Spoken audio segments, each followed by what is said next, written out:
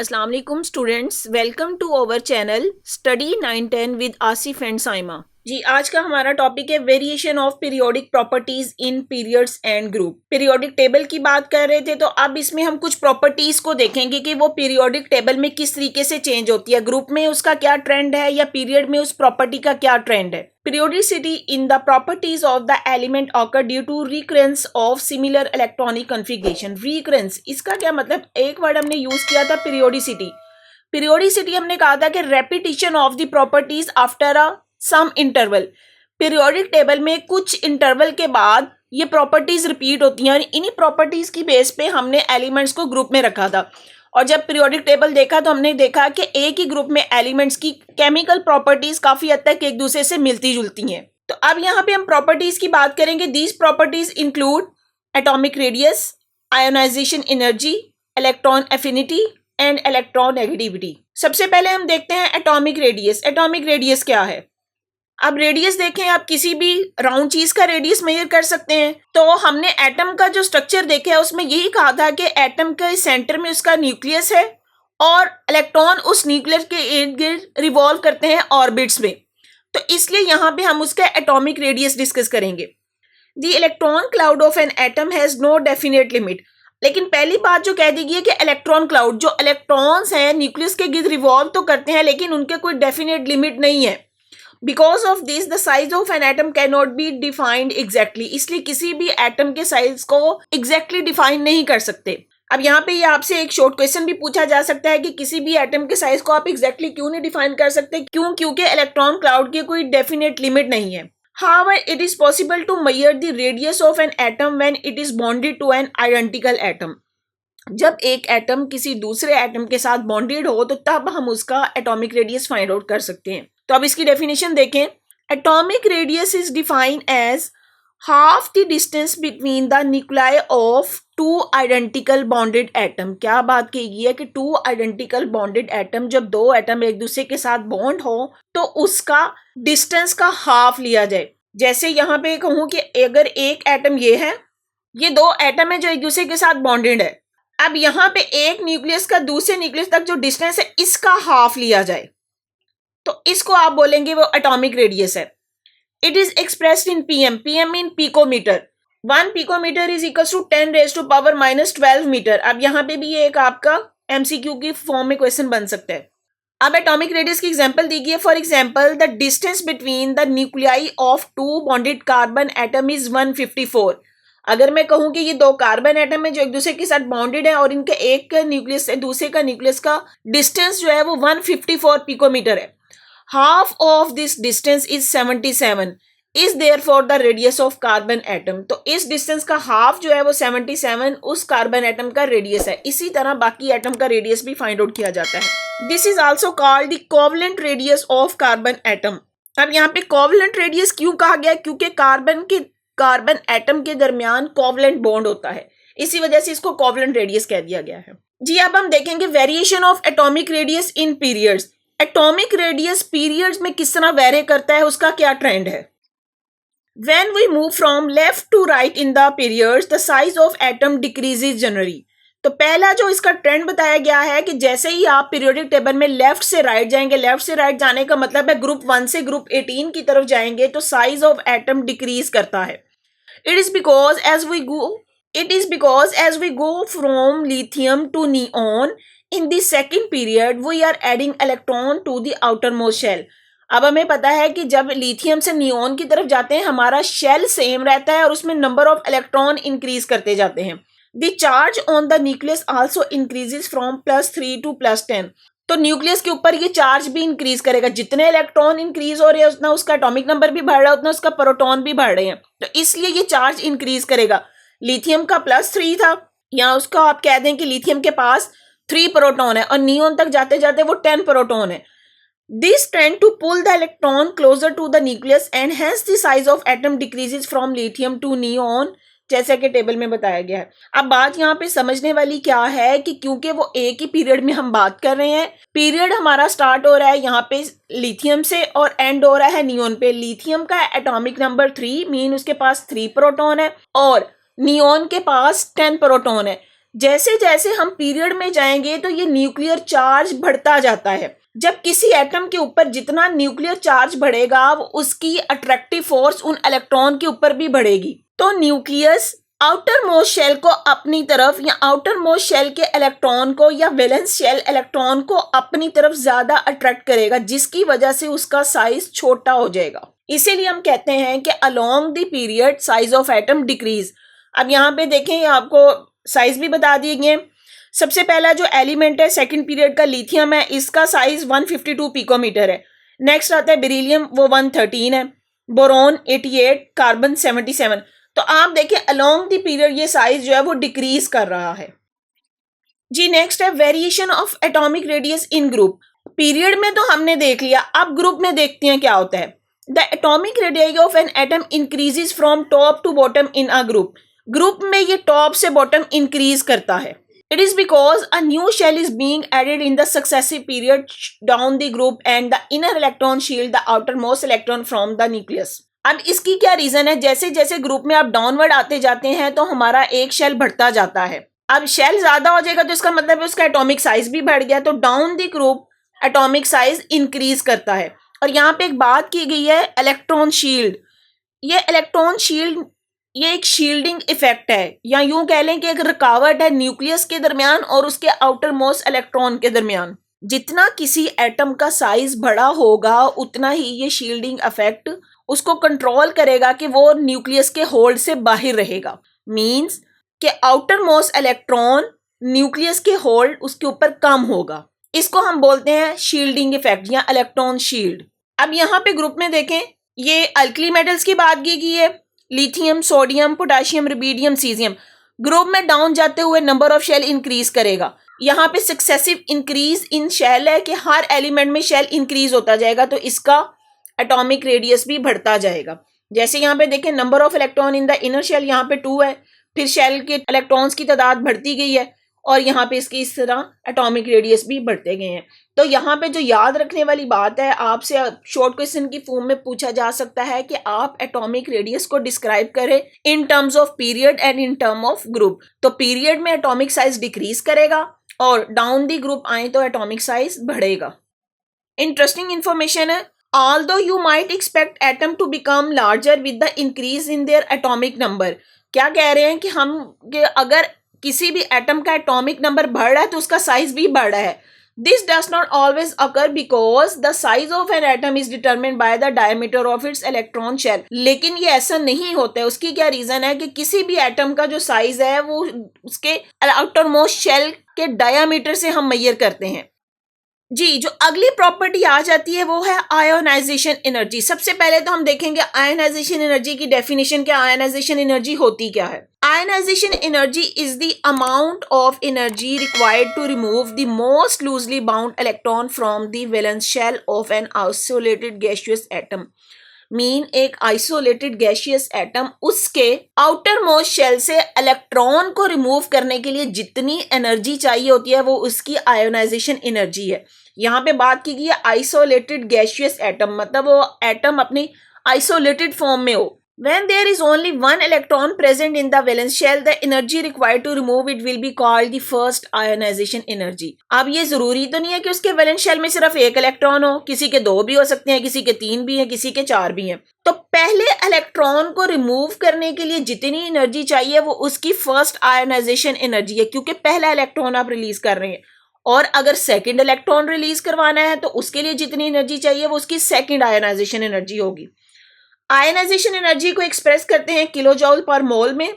For example the first ionization energy of sodium atom is +496 kilo joule per मोल।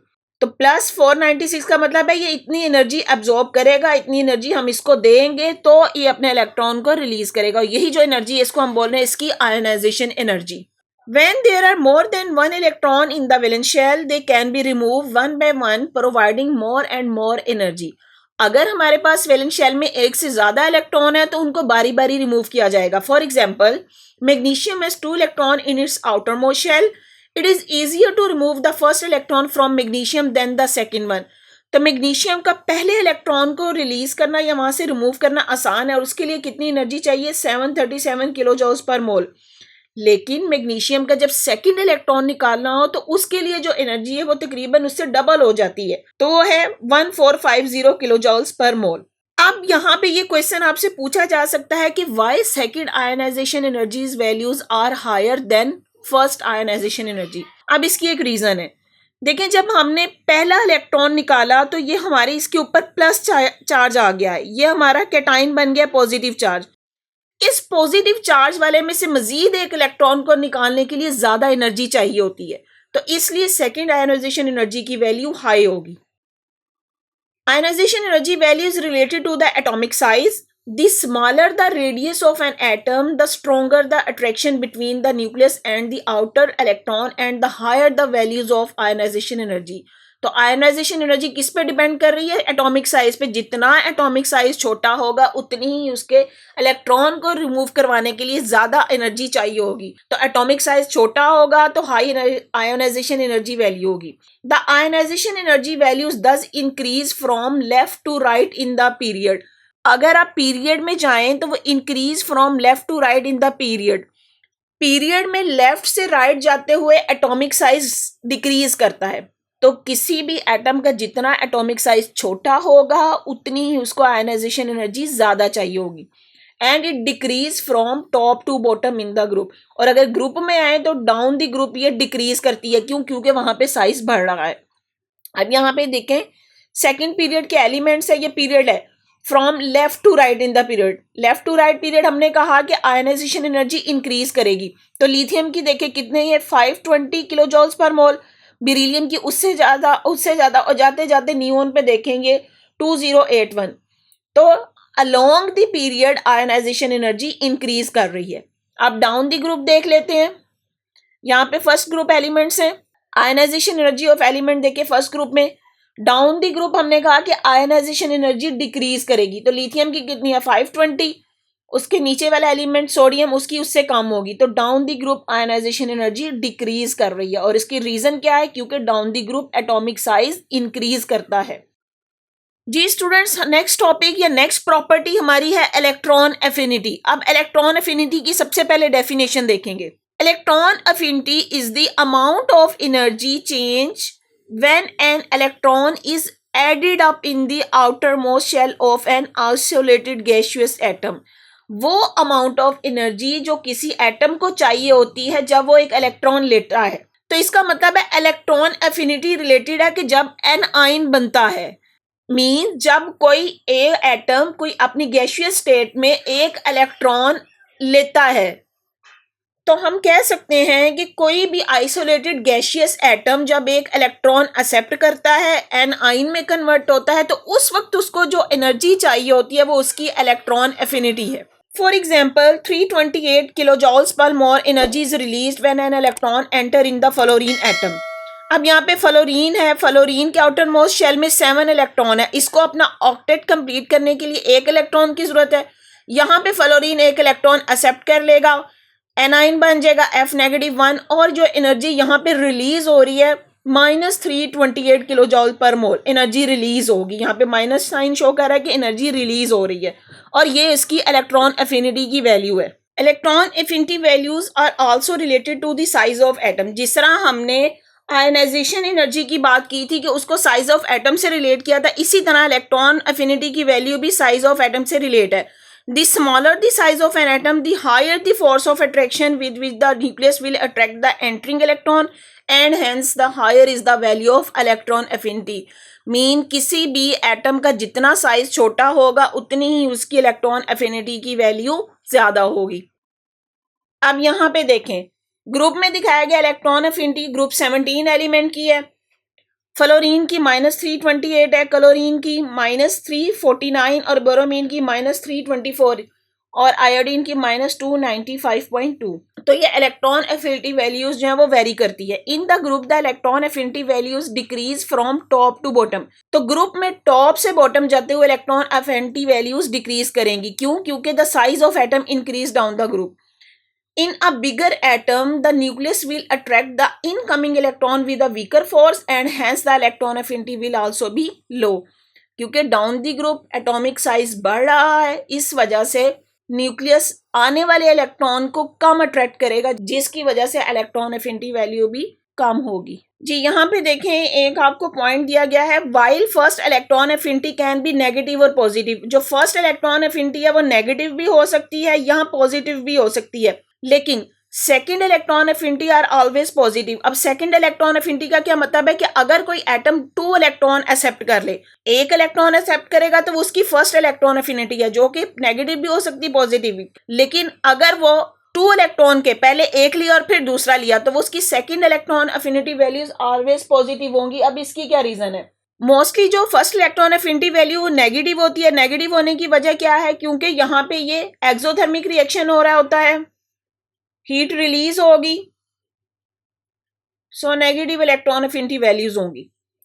लेकिन जो second electron affinity है वो positive होती है। उसकी क्या रीजन है? क्योंकि सेकंड इलेक्ट्रॉन एफिनिटी का मतलब है कि आप इलेक्ट्रॉन ऐड कर रहे हैं एन आयन, जिसके ऊपर ऑलरेडी नेगेटिव चार्ज है। जब उसके ऊपर ऑलरेडी नेगेटिव चार्ज है और उस पर आप इलेक्ट्रॉन ऐड कर रहे हैं तो जिसकी वजह से वो रिपल्शन फोर्स बढ़ेगी और यहाँ पे ये पॉजिटिव चेंज आएगा। जी स्टूडेंट, आते हैं अपनी अगली प्रॉपर्टी की तरफ, इलेक्ट्रोनेगेटिविटी। डेफिनेशन इसकी क्या है? Electronegativity of an atom is it's electron attracting ability. किसी भी एटम के इलेक्ट्रॉन को अपनी तरफ अट्रैक्ट करने की एबिलिटी उसकी इलेक्ट्रोनेगेटिविटी कहलाती है। It is defined as the force with which an atom attract the share pair of electron toward itself in a bond. तो वो फोर्स जिससे कोई भी atom share pair of electron को अपनी तरफ अट्रैक्ट करता है वो उसकी इलेक्ट्रोनेगेटिविटी है। अब यहाँ से आपके माइंड में क्वेश्चन आना चाहिए, इलेक्ट्रोनेगेटिविटी और इलेक्ट्रॉन एफिनिटी में क्या डिफरेंस है? तो अब यहाँ पे देखें, इलेक्ट्रोनेगेटिविटी है जहां पे वो शेयर पेयर ऑफ इलेक्ट्रॉन है, तो इसका मतलब हुआ जो एटम्स कोवलेंट बॉन्ड बनाते हैं वहां पे ये इलेक्ट्रोनेगेटिविटी डिस्कस की जाएगी। जबकि इलेक्ट्रॉन एफिनिटी जब एन आयन बनता है, जब वो एक इलेक्ट्रॉन कंप्लीटली एक्सेप्ट कर लेता है, वो उसकी इलेक्ट्रॉन एफिनिटी है। लेकिन जहां पे शेयर पेयर ऑफ इलेक्ट्रॉन आ जाए, मीन कोवलेंट बॉन्ड बने, तो वहां पे हम इलेक्ट्रोनेगेटिविटी डिस्कस करेंगे। Electronegative atom are those whose outer electron are attracted by the large nucleus charge. It increase from left to right in the period. अब electronegativity का trend भी क्या है? Increase from left to right in the period and decrease from top to bottom in the group.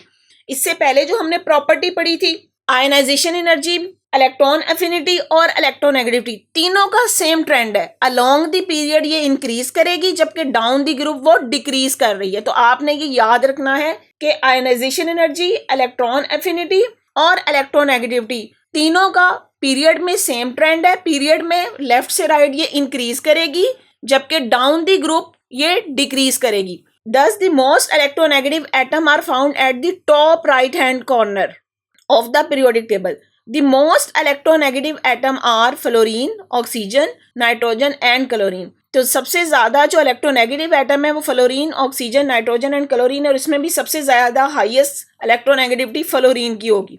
The most electropositive element lies at the bottom left to the periodic table. और सबसे electropositive element है जो periodic table के left में और bottom right, मतलब सबसे last में। तो वो कौन सा होगा? वो पहले ग्रुप का लास्ट मेंबर होगा।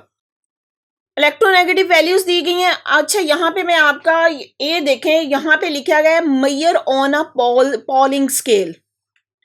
तो इसका मतलब हुआ इलेक्ट्रोनेगेटिविटी की वैल्यू जो है वो पॉलिंग स्केल पे मेजर की जाती है। ये आपने ये बात याद रखनी है। आपके एमसीक्यू पॉइंट ऑफ व्यू से ये इंपॉर्टेंट, आपसे क्वेश्चन भी पूछा जा सकता है कि इलेक्ट्रोनेगेटिविटी की वैल्यू किस स्केल पे मेजर की जाती है, तो वो पॉलिंग स्केल है। सेकेंड पीरियड एलिमेंट की दी गई है इलेक्ट्रोनेगेटिविटी। अब हमने कहा था पीरियड में ये लेफ्ट से राइट इंक्रीज कर रही है। तो यहाँ पे देखें, लिथियम की 1 है, ब्रिलियम की 1.6 एंड सो ऑन, और आगे फ्लोरीन की कितनी है? 4। और डाउन दी ग्रुप डिक्रीज करती है। तो यहाँ पे देखें इलेक्ट्रोनेगेटिविटी हेलोजेंस की दी गई है 17 ग्रुप की, तो डाउन दी ग्रुप यहाँ पे ये डिक्रीज कर रही है। इंटरेस्टिंग इंफॉर्मेशन दी गई है, electronegativity is one of the most well known property for explaining why chemical reaction take place. तो इलेक्ट्रोनेगेटिविटी की बेस पे आप बता सकते हैं कि किसी भी एलिमेंट्स में या किसी एलिमेंट के एटम्स में जो है वो केमिकल रिएक्शन क्यों होता है। जी स्टूडेंट्स, अगर आपको मेरा लेक्चर पसंद आया है तो मेरी वीडियो को लाइक करें, अपने फ्रेंड्स के साथ शेयर करें, मेरे चैनल को सब्सक्राइब करें और बेल आइकन पे क्लिक कर दें ताकि हर आने वाली न्यू वीडियो सबसे पहले आपको मिल जाए। Thank you. दुआओं में याद रखिए। अल्लाह हाफिज़।